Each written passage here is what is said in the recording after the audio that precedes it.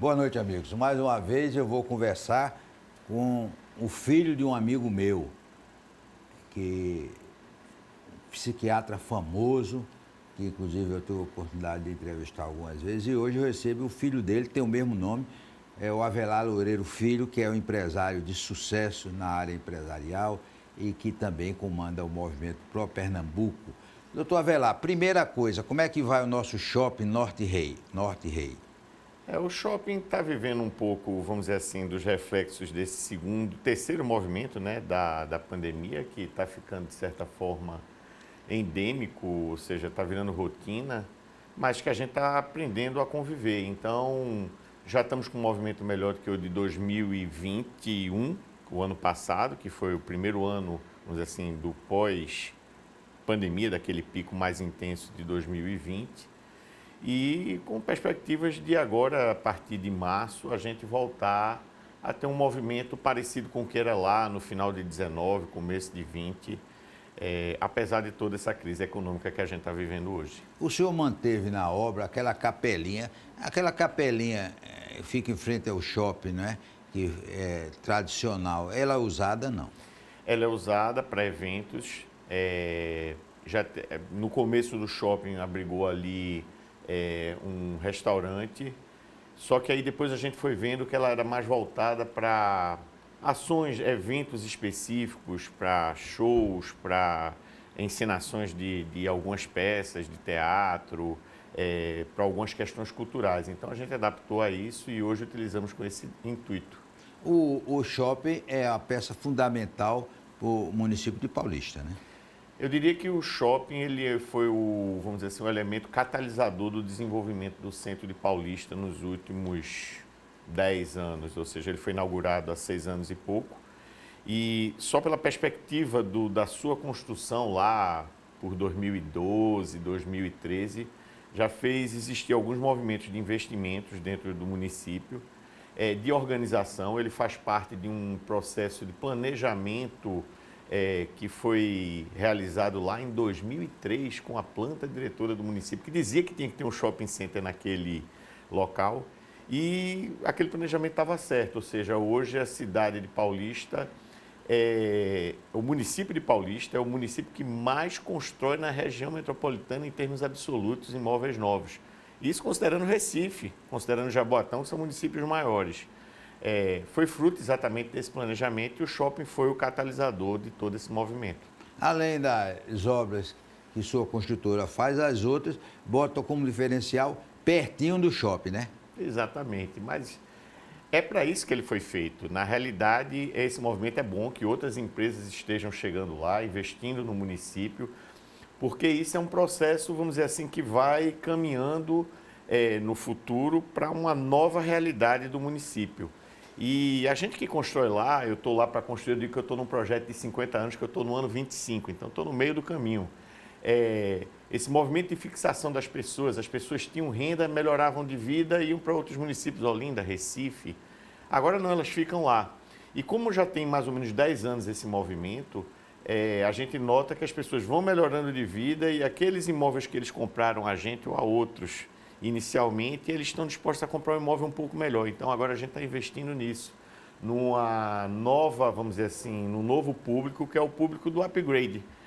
Não um upgrade para ir para um apartamento de 600, 700 mil reais, mas para ir para um apartamento que ele comprou por 180, passar para um de 300, 350 e vendendo dele, seminovo, vamos dizer assim. Então é um processo que vai continuar, ainda tem um tempo. Paulista ainda tem muito a se desenvolver, tem a parte litorânea, que a gente pode até discutir um pouco mais à frente, mas que tem um futuro, vamos dizer assim, bastante promissor, porque está sendo planejado. Então, planejamento é tudo. Ô, doutor Avelar, com relação a esse novo sistema de trabalhar em casa, home office, os prédios que está construindo já tem lugar para home office? É interessante, isso é uma coisa que Porque o cara morar ali e trabalhar no Recife é uma tragédia. O que ele perde de tempo para ir e voltar, se ele trabalha em home office lá. Hoje essa questão do deslocamento, pelo menos até antes da pandemia, era ruim em todos os locais. Por incrível que pareça, há uma certa, vamos dizer assim, um certo erro quando se fala de Paulista, dizer, não, Paulista é longe do centro do Recife. Vamos lá, eu moro na Torre. Se eu sair para o centro do Recife, no horário de pico, 7 horas da manhã, 7h30, eu vou gastar 35, 40 minutos. Saindo pela PE15 do centro de Paulista, você vai gastar 25, porque a via é toda fluida. Então, pode melhorar? Pode. Tem questão de sincronização de sinais. A gente até já conversou com o governador quanto à restauração da PE15, que já vai fazer 20 anos e precisa de um recapeamento, de novos sinais, da tecnologia que foi desenvolvida ao longo desse período todo. E isso é muito importante. Então, voltando para a questão do home office. A questão do home office é o seguinte, é uma realidade independente de que cidade você vive, se você vive no campo, se você vive na cidade.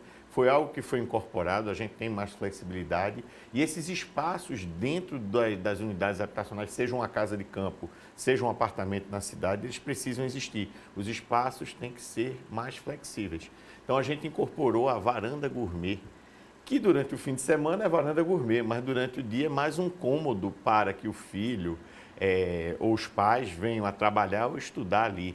E dentro da própria sala, vamos dizer assim, você pode criar móveis que, aí sim, os móveis se transformam ao longo do dia e você na sala pode estar hora estudando, hora se alimentando, hora vendo televisão ou coisa do tipo. Então, essa flexibilidade está sendo incorporada tanto nas unidades, na parte de construção, quanto nos novos móveis que são feitos para aqueles ambientes. Agora, nos projetos da sua construtora, há um cuidado muito especial com a área de lazer. Quase todo tem piscina, né? Isso é o DNA da gente, foi a origem. Como é que a CLF nasce? Nasce lá no final da década de 90, começo dos anos 2000. Uma questão de insegurança ali no litoral norte, com a chegada dos presídios a Itamaracá, questão de acesso também não era muito bom. E a gente chega introduzindo o conceito de condomínio clube, que tinha na Barra da Tijuca, lá na começo da década de 70, porque expansão urbana são 3 elementos. Você tem que ter terra, acesso e serviço. Se você não tem os serviços, o shopping center, por exemplo, você só vai ter a segunda residência no máximo, que são esses condomínios, clubes de beira-mar ou coisa do tipo, ou de campo, e que a gente trouxe esse conceito. Quando a gente trouxe o conceito de condomínio clube pleno. Então, a área de lazer era o ponto diferencial, como até hoje é nos nossos empreendimentos. Só que para você colocar esses elementos, você precisa ter um certo tamanho, quantidade de número de unidades para diluir os custos, porque custa isso. Seja para uma classe mais alta, média ou até baixa, a gente construiu um empreendimento de Casa Verde e Amarela, antigo Minha Casa Minha Vida, que introduzia todos os conceitos de condomínio clube, ainda até replicando igual quase a mesma área de lazer que a gente tinha nos condomínios de luxo na beira-mar. A sede era igual, a piscina do mesmo tamanho, só que, obviamente, para uma classe mais baixa, eu precisava colocar mais gente para diluir o custo, tanto da construção quanto da manutenção. E realmente é um elemento, é uma característica da nossa empresa ter áreas generosas de lazer. Agora, o senhor falou, e como é que está a orla lá? Bem, esse é um outro ponto que a gente, vamos dizer assim, hoje está vendo com muito carinho. Lá em 2001, 2002, 2003, com o planejamento, ficou claro de que teria que se desenvolver a área hoteleira, primeiro ponto. E naquela época, 2003, a gente já está falando de quase 20 anos atrás, notava-se que o processo de erosão marinha, que começou lá com a construção daquele mole do Porto Recife na década de 60, 70, para facilitar a atracação dos navios, levou a um movimento cascata de deterioração das praias de Olinda chegando até Itamaracá. Então a gente nota primeiro que tem que fazer a engorda da praia de Olinda, no mínimo até o Pontal de Maria Farinha. É uma obra que já tem licença de construção para isso, emitida pelo CPRH. Precisa de recursos e de mobilização política para isso. Então esse é o primeiro ponto. Naquele planejamento estratégico lá de 2003, a gente viu que para desenvolver a orla, para trazer turista, eu tenho que ter hotel. Sem hotel não se faz turismo. E eu diria até que o ponto de, vamos dizer assim, de declínio do turismo no litoral norte se deu com o esvaziamento das unidades hoteleiras, poucas que existiam naquela época, que basicamente era o Gavoa e o Amoaras. Então esses hotéis, eles de certa forma tiveram alguns insucessos por problemas pessoais ou por problemas pontuais, que junto com a falta de planejamento para novas unidades hoteleiras, levou ao esvaziamento do turismo no litoral norte, que tem os maiores potenciais, talvez, do Nordeste, reunido numa só localização. Em 15, 20 quilômetros você encontra turismo cultural, A gente tem maracatu, outros tipos de representações culturais naquela região. Turismo histórico forte de Itamaracá. As primeiras igrejas do Brasil. A colonização do Brasil começou aqui, no litoral norte. Tem a questão do turismo de sol e mar, Pocinho de Maria Farinha, Coroa do Avião, turismo de aventura. Parque aquático, né? Parque Aquático Veneza, que cometeu o erro de não ter colocado um hotel acoplado, como aconteceu com o Beach Park. O Beach Park nasceu no mesmo momento, só que a história foi diferente porque eles planejaram a hotelaria. Quando eles planejaram a hotelaria, depois aquilo dali virou um círculo virtuoso e a gente não soube fazer isso aqui. Uma construtora podia fazer um hotel ali, né? Estamos pensando. Então, pensando. agora, exatamente, a gente está com um plano. Nos juntamos com todo o trade turístico do Litoral Norte, criamos... O vice-prefeito tem um hotel, né? Amoaras é o eu acho que o Amoaras hoje é dele, eu não tenho certeza, mas do acredito que vice-prefeito, ele é um dos proprietários hoje do Amoaras. Mas a gente fala para turismo, tem que falar numa escala maior. Se a gente não tiver 10 mil leitos ali, a gente não vai ser significativamente relevante para que as operadoras de turismo queiram levar para lá, apesar da gente ter o melhor produto do Nordeste. Sem hotelaria não há turismo. Não adianta ter o melhor produto sem ter onde o turista ficar. Depois do intervalo, nós vamos continuar conversando com o doutor Avelar Loureiro Filho.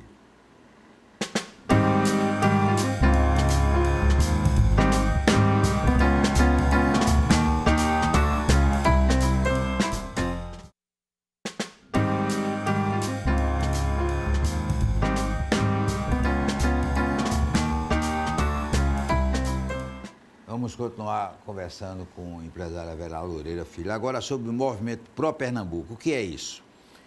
O Pro Pernambuco, João, nasceu em maio de 2020, quando a gente estava naquele primeiro auge da crise, lá em maio, né? Em que a gente via que o empresariado ainda estava assim, muito reticente quanto às medidas tomadas pelo governo, até num clima meio de embate com o governo.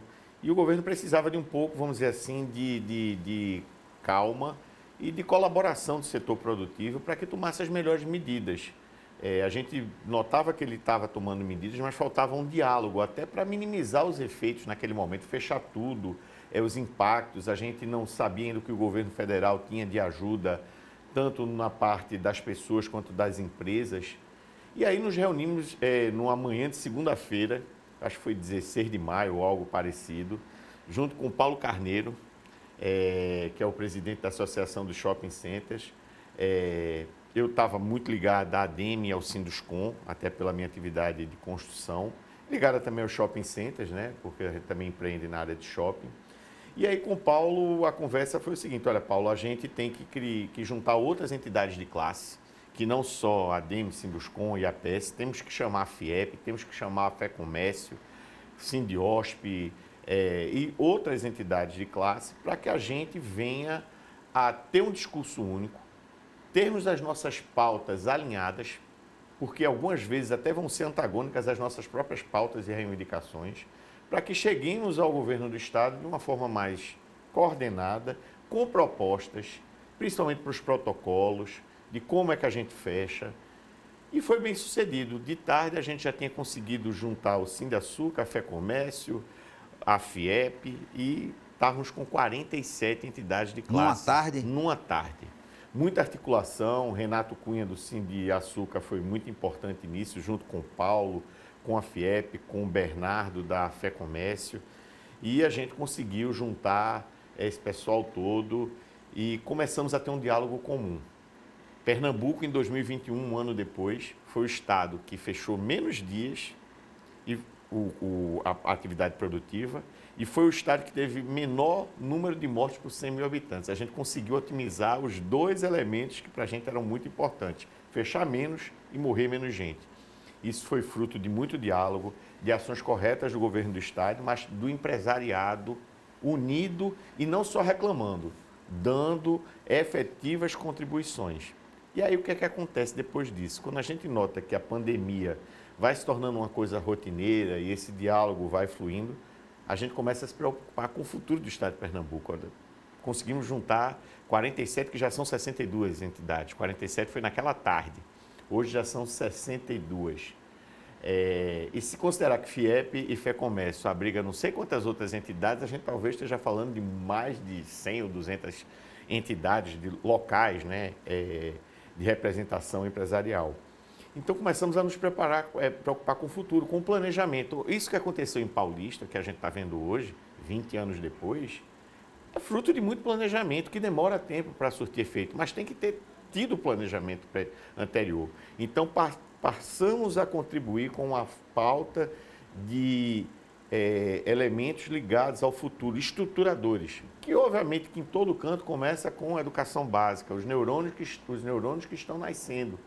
Esses neurônios é que são o maior investimento para o futuro. A China fez isso, a Coreia fez isso, Singapura fez isso, outros países no mundo que se desenvolveram nos últimos 60, 70 anos foram para esse roteiro. É a creche, é o pré-natal, depois seguido por um bom primeiro grau, um bom segundo grau, e você vai seguindo a escala. Só que você precisa também de ambiente de negócios favorável, você precisa de infraestrutura. Então, se você pega esse tripé, educação, infraestrutura e a parte de ambiente de negócios, você tem o segredo do sucesso para um futuro promissor. Só que a gente tem que começar a sentar e colocar isso no papel e colocar metas. Notamos que, por exemplo, o governo municipal do Recife já começa a fazer algo nesse sentido. Estamos querendo ver se levamos para os próximos candidatos a governador o compromisso de seguir esse roteiro, que é o roteiro que dá certo em todos os cantos. Educação, infraestrutura e ambiente de negócios. E quais são as contribuições que a gente pode dar junto a eles e vice-versa, o que é que eles estão dispostos a aceitar para que a gente forme esse modelo de futuro para o nosso Estado. E a gente precisa fazer isso. E será o setor produtivo, junto com o governo do Estado e junto com a sociedade civil, que fará esse plano. Esse plano é necessário. E essas mais de 60 entidades, tem do interior? Tem, exatamente, porque quando você pega a FEComércio, você pega a FIEP, você entra numa capilaridade imensa. A FEComércio é uma potência, ela está em todo o estado de Pernambuco, a FIEP também. Então a gente começa a ter, eu dou um exemplo aqui, tem um Luverson Ferreira, que é lá do shopping de Caruaru, mas não só do shopping, ele também atua em várias outras atividades, a Avio e outras mais. É uma grande liderança empresarial da área do Agreste que catalisa toda aquela região. Então, a gente está bem capilarizado. O movimento ele responde por todo o estado de Pernambuco. Agora, há a possibilidade de você, o movimento, promover encontro com os candidatos a governador? Com certeza faremos isso, como fizemos com os candidatos a prefeito da região metropolitana. Naquela época a gente ainda estava muito no começo, não tinha essa estrutura, vamos dizer assim, tão forte para o interior, estávamos começando, era o ano do início da pandemia. A gente foi em maio, agosto, já estava em campanha eleitoral. Em setembro a gente já estava fazendo essas conversas e encontros, principalmente lá na FEComércio. A gente teve vários programas transmitidos pelo YouTube com os candidatos a prefeito, que levamos várias ideias. Boa parte do plano de governo do atual prefeito de Recife, por exemplo, está em consonância com aquilo que a gente vinha pregando já em 2020. E vamos chamar todos os candidatos a governador para começarmos a debater ideias, debater o futuro do estado de Pernambuco. Agora, os sócios do Movimento Pro Pernambuco são instituições ou tem pessoas físicas, empresários? Não, são entidades de classe, são entidades empresariais.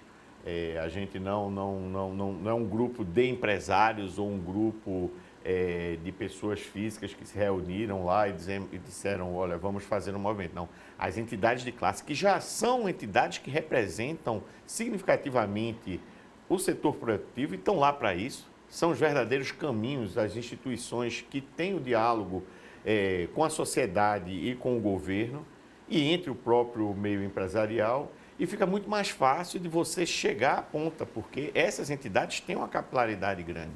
Um assunto polêmico. Como é que o Movimento Pro Pernambuco vê o carnaval? Como eu disse, a gente tem várias entidades de classe, inclusive a ABO, que faz parte, Tatiana Marques é uma das representantes no movimento Pro Pernambuco. A Brasel? A Brasel também, e vários outros. A gente tem que chegar sempre a um equilíbrio e bom senso. Sempre foi a marca do Pro Pernambuco, apesar de ter entidades de diversas matizes do ramo empresarial, é chegar a um consenso e bom senso. Então, obviamente, se a gente vai estar no auge do pico da Ômicron, não seria normal a gente ter as atividades todas liberadas. Sabemos que a doença está tendo agora características diferentes de outras, dos outros dois picos. Contamina mais, mas mata menos. Mas mata menos. Eu acho o seguinte, provavelmente alguma restrição além das que a gente tem hoje vai existir, mas nada perto do que foi no passado. E eu diria que estamos perto de começar a conviver diariamente, normalmente com a doença. Isso já está acontecendo na Europa. Se a gente olha os estádios de futebol, do campeonato inglês, do campeonato francês, italiano, ou então nos Estados Unidos, Super Bowl, jogos de basquete, já estão começando a conviver normalmente. Agora a gente tem uma questão aí quanto o carnaval. A gente acha que deveria ser adiado o feriado e transplantado para feriados impensados mais para frente. 21 de abril, parece, né? Então... Ou 21 de abril, ou em maio, outra data, ou em setembro. Contanto que é o seguinte, já que eu não vou ter atividade hoje, quando tiver outro feriado prolongado, que já é uma tradição haver o enforcamento, a gente coloca ali e faz aí sim esses eventos de forma que não prejudique a atividade econômica. Então, por exemplo, se não vão ter as festas ou desfiles, bota mais para frente. E lá na frente a gente vai ter de volta a receita quando a economia voltar a aquecer um pouco mais. Eu acho até que até o momento econômico será melhor para esses eventos do que hoje, até porque hoje estamos vivendo também uma crise econômica. Agora, nesse quadro, o senhor é otimista? Eu acho que sim. Esse juro que disparou agora atinge o seu trabalho como construtor? Atinge, obviamente que atinge. Taxa de juros na veia em construção civil, porque a gente depende de crédito imobiliário. O crédito imobiliário está totalmente vinculado à taxa de juros. Porém, é necessário, para que a gente não perca o controle, a gente tem que estar sempre pensando a médio e longo prazo. O curto prazo a gente tem que trabalhar, eu uso muito a questão de vela, eu gosto de velejar, e para a gente não tem mar bom ou mar ruim. O que a gente tem é se adaptar ao mar que está hoje para velejar. Então, se está com vento forte, eu vou com um determinado tipo de vela, eu vou mais rápido, eu vou mais devagar, eu vou mais caçado ou não. Eu tenho que me adaptar a isso. Agora, eu tenho que ter um objetivo, saber onde é que eu quero chegar. E a gente sabe que esse movimento de curto prazo de aumento de taxa de juros é importante para que a gente não perca o controle. Não perdendo o controle, e construção civil também é médio e longo prazo, o comprador passa a ter confiança e ele volta a adquirir. E eu digo o seguinte, ainda não houve uma queda, ainda não houve queda. A nossa última pergunta é o seguinte, eu soube que o senhor está construindo um condomínio que as pessoas podem ir a pé para o shopping. As mulheres estão doidas por isso, né? Que negócio é esse? Vai a pé para o shopping? Eu diria que não vai nem a pé, desce do elevador, já está dentro do shopping. Na realidade, o Northway Residência é um empreendimento que ele é colado literalmente no shopping. Ele era uma parte, inclusive, lá atrás da área da fábrica, onde a gente fez o shopping. Houve uma divisão há uns 15, 20 anos atrás, apenas dizendo, isso aqui é um terreno, isso aqui é outro, mas não dá 30 metros do elevador até a porta do shopping. Sonho de consumo de muita gente, né? Exatamente. Mas a gente vai continuar com isso, porque do outro lado do shopping a gente vai fazer também um bairro que vai ser dentro do shopping. Nós queremos agradecer, doutor Abelardo, nossos parabéns pelo seu trabalho empresarial e principalmente à frente desse movimento fantástico que é o Pro Pernambuco. Forte abraço e até o próximo programa, se Deus quiser.